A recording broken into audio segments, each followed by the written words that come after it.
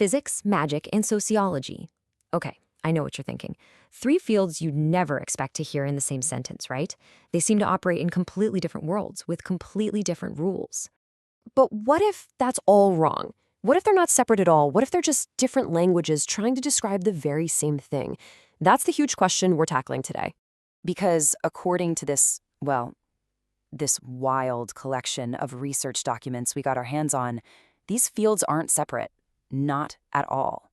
They're all pieces of one giant puzzle, a puzzle that might just describe the very fabric of reality. Okay, you ready?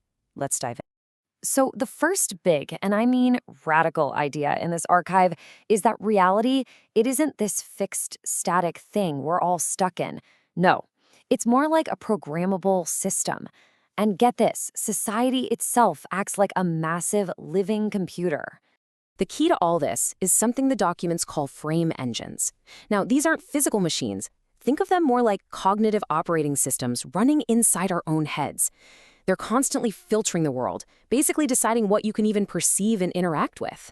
And this is where it starts to click. The analogy they use is just perfect. Imagine a frame engine is like the OS on a VR headset. The raw data of the world is always there, right? But if you swap the engine, say you go from a scientific frame to a magical one, that exact same data gets rendered into a completely different experience.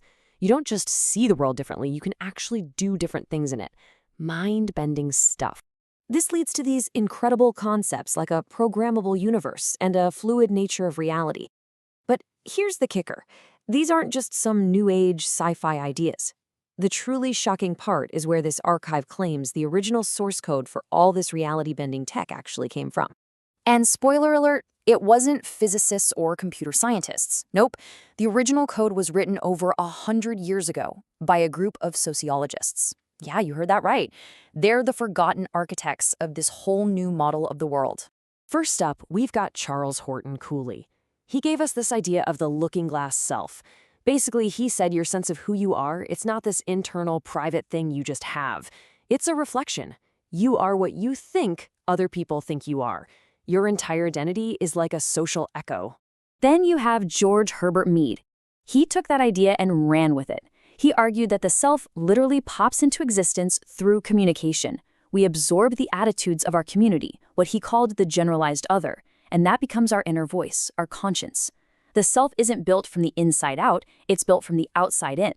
And finally, Robert Park. This guy looked at a city like Chicago and didn't just see concrete and people. He saw a living, breathing ecosystem. He said all the different social groups in a city compete, they adapt, they organize. Just like animals and plants in a forest, it's a complex, dynamic, living system. So here's the crucial takeaway. The archive presents these thinkers as the original stonemasons of a massive skyscraper. Their foundational ideas, that the self is socially built, that society is a living thing, that's the bedrock.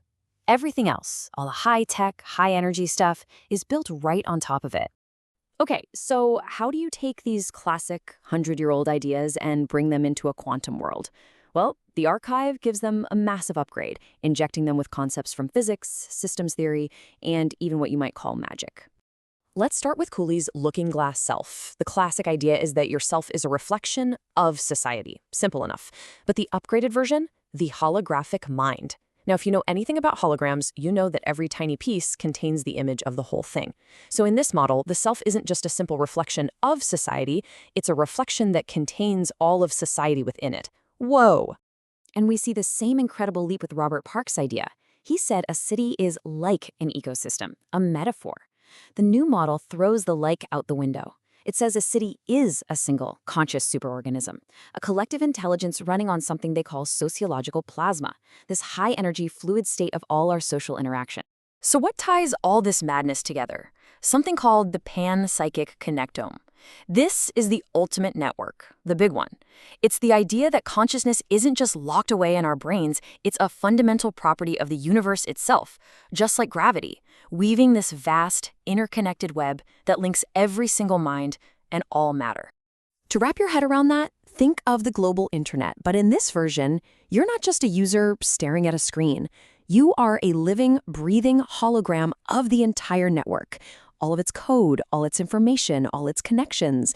It's all present inside of you, just as you are present inside of it. Okay, so if society is a big, programmable operating system, the next logical question has to be, how do you write the code? Well, this next section of the archive is basically the social hacker's toolkit. The main tool here is something called Advanced Information Fields, or AIFs for short. You can think of these as the data packets of reality. They're the fundamental medium flowing through that panpsychic connectome, carrying the information that connects your individual consciousness to the huge social structures out there. And the key difference here, as this slide points out, is that AIFs aren't just normal information. It's like a super advanced Wi-Fi network that doesn't just connect your phone and your laptop. No, it connects and synchronizes the actual thoughts and even the biological rhythms of every single person in the room. It's wild. And believe it or not, they lay out the practical steps to actually program the field. Step 1, direct your intent. You have to consciously use your agency. Step 2, build a frame. Implement one of those specific frame engines we talked about. Step 3, anchor the idea by creating a powerful collective thought form, something known in some traditions as an egregore. And finally, step 4, synchronize the group. You have to align everyone to the same rhythm using something called chronosynthesis, which is literally the synthesis of time itself. So all of this, it's all building to one final and frankly startling conclusion. This framework doesn't just change how we see society or reality. It completely redefines what it even means to be human. The future it paints is, well, it's fundamentally hybrid. We're talking about collaborative human-AI super teams. We're talking about infomorphs, disembodied digital consciousness, and even programmable virtual selves that you can design for specific tasks. And this whole new world is held together by a brand new concept of what identity even is. And that concept is combinatorial subjectivities. It's a mouthful, but the idea is pretty profound. It says that your identity, yourself, isn't one single static thing.